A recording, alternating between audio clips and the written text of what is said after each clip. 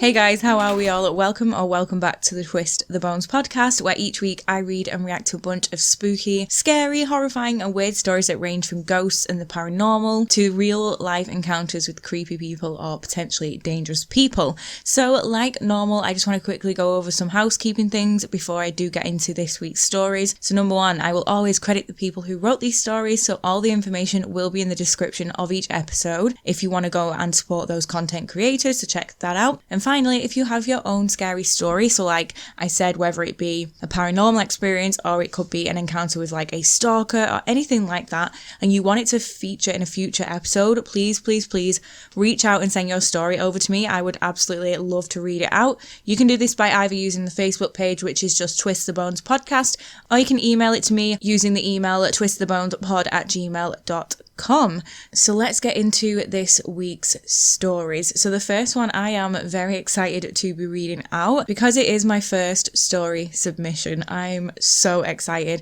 and this is coming from one of my friends. So Alicia, thank you so much. I'm so excited to read this one out. I haven't read it.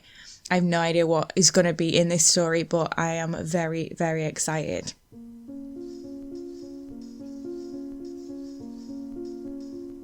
Ever since I've lived in this house, I know something was with us.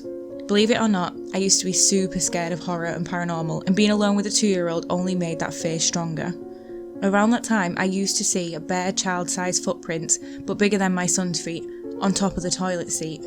I knew it wasn't me, as I always wear socks and the seat was broken. It always slid to one side, so I knew putting that much pressure on it would cause an accident. Toys would be where I knew I hadn't left them. Lights would turn on, as in from the switch, and we couldn't work out why. But as my son got older and I got more confident with whatever was here, I always remained calm so he didn't get scared. 2 years ago was the worst. I was working at home and had clothes hanging on a clothes horse at the other end of the room, and around 7 p.m. it was dark and I only had my desk light on. Out of nowhere, I heard loud footsteps running towards the room and the clothes horse banging into the wall. As I turned thinking my son had done it all, the clothes dropped in sync to the floor, and my son wasn't there. Then a young girl's voice giggled from the next room. I was completely alone downstairs. I was petrified, but quickly turned on the lights. I didn't tell my son. The next morning, I went to wake my son for school, and he looked scared and pale.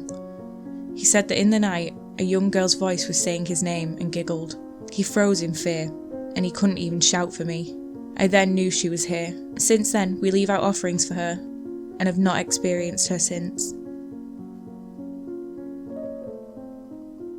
Oh, that's so creepy. Why are child ghosts so scary?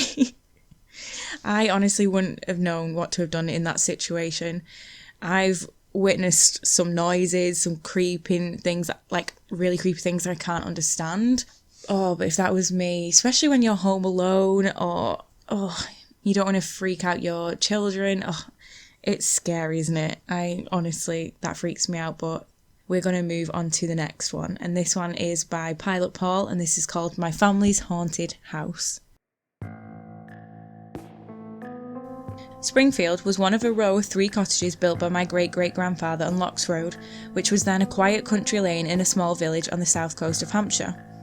The initial white-painted detached house known as Dorcas Cottage being my great-great-grandfather's family home, with the 2 other pairs of Edwardian semis built later for his sons, one of whom was my great-grandfather. Dorcas Cottage was born from tragedy, being named after my great-grandfather's sister, who was murdered by her boyfriend on a railway bridge in a nearby lane. Soon after, there were 2 more tragedies. In the early 1900s, my grandmother's 4-year-old brother Joe fell into a copper boiler and died from scalding, followed a few years later by her mother dying a slow, painful death at the hands of the consumption. Some 50 years later, my father, not being one for superstition or paranormal, was shocked to see what he strongly believed to be a semi-transparent apparition of a lady in white Edwardian-type dress drifting around the site of the tragedy. My grandmother also used to tell me that she did not like being in that vicinity when walking from back to her house after visiting her brother and sisters late in the evening. I personally had a very similar experience some years later with the sense of being watched and some very strange noises and bangs, rattles from inside an adjacent outbuilding. That haunted spot has since been developed and now accommodates a rather cramped new build house. The house had a host of strange goings-on, with several occurrences in the early 2000s, before the last of my family members moved out.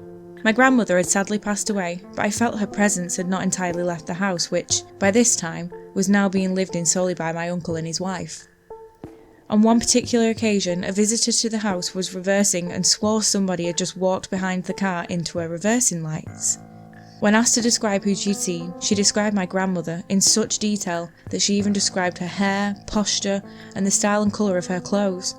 The witness had never met my grandmother, who had passed away a year or so previously. On another occasion, my wife and I were visiting my uncle and his wife, and we were seated in his lounge. My uncle was standing in the doorway discussing something controversial, which my grandmother would not have appreciated, when tremendous banging and shaking started from the staircase behind him. This could not be explained, but my uncle bizarrely ignored the unexplained noises. We later found out that his wife often used to hear my grandmother's voice calling her name in a scolding fashion, and was frankly petrified. A few months later, they sold up and moved out. We helped them move, and as they left the house for the final time, she closed her eyes, did not look back, and said, "Just get me out of here." We were recently discussing the strange experiences in the old house during a Christmas family party, at which, after years of denial, my uncle admitted that strange things had happened to him whilst he lived there. We all hated going upstairs after dark, as there would be a strange atmosphere, almost evil. My sister spoke of a time when she had nightmares, in which she went to our great-aunt's room in the house only to be confronted by a boy in Edwardian clothes climbing through the window. She dismissed this as just a bad dream, until she visited our confused old great-aunt, who seemed very upset with her. When asked what was the matter, she snapped at my sister, "Why did you come into my room with that boy the other night?" My sister replied that she had not, only to be told, "Yes, you did, you came through the window with that boy."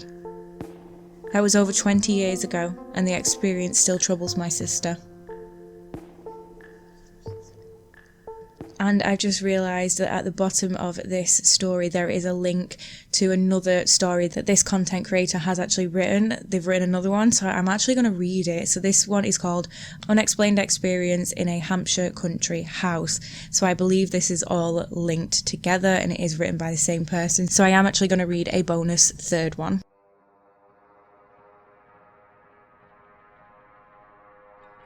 Around 13 years ago, my wife and I experienced something that still baffles us to this day. A brother and his family were residing in a wing of a large country manor near Preston, Candover, and had asked us over for a party at their local pub, after which we were to stay at their place. On arrival back from the pub, we had a chat and a nightcap, after which we retired. The wing was arranged in an L shape, with the family bedrooms at the end farthest from the main house, living room and dining area in the centre, and the large spare room at the end abutting the main house, connected to the main house by a panelled overdoor.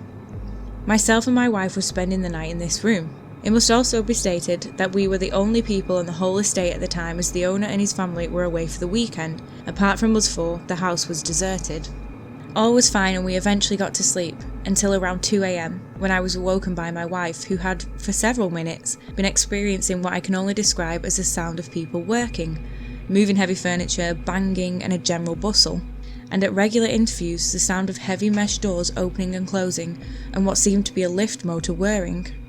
The noises became louder and louder, to the extent of causing the light on the ceiling of this single-storey wing to start swinging violently. Not wanting to alarm my brother-in-law and his wife, all we could do was sit it out until, as the sun rose, the phenomenon vanished. I still vividly remember sitting in the corner of that room in a state of shock, watching the ceiling lamp swinging until it eventually stopped. At around 8, we heard the distant sound of my brother-in-law making tea in the kitchen at the other end of the wing. Surely they must have heard the noises. Eventually he knocked on our door and in a cheery fashion asked if we had slept well and whether we wanted toast and a cup of tea. Immediately we responded with a full account of what we had experienced, to which he responded that his daughter was scared to enter the room, as she had experienced something when she was using it as a bedroom. She now had to sleep in a very small room at the other end of the wing. I asked him what was behind the panelled doorway, and he explained that there was an old-fashioned metal lift that was put in during World War I to move beds between floors when the manor was a hospital for casualties. Had we actually heard the sounds of casualties being admitted during some crisis during World War I or World War II? And that is the end of that one. Very interesting. I wonder if those houses are linked at all. I have no idea, but to come across multiple hauntings and experiences like that in your life is very, very interesting. But that is everything for this week. Thank you so much for listening. You'll have to let me know what you thought about those stories, and thank you so much to Lissy for sending that story over. I am very grateful. But if you want to let me know what you thought about these stories, you can do this by heading over to my YouTube channel and leaving a comment there, or you can head on over to the Facebook page to leave your thoughts. But apart from that, if you want to keep up with me in the meantime, you can follow me on Instagram. It's just at Alien Queen Meg. But apart from that, I will catch you in my next one. Stay spooky, guys.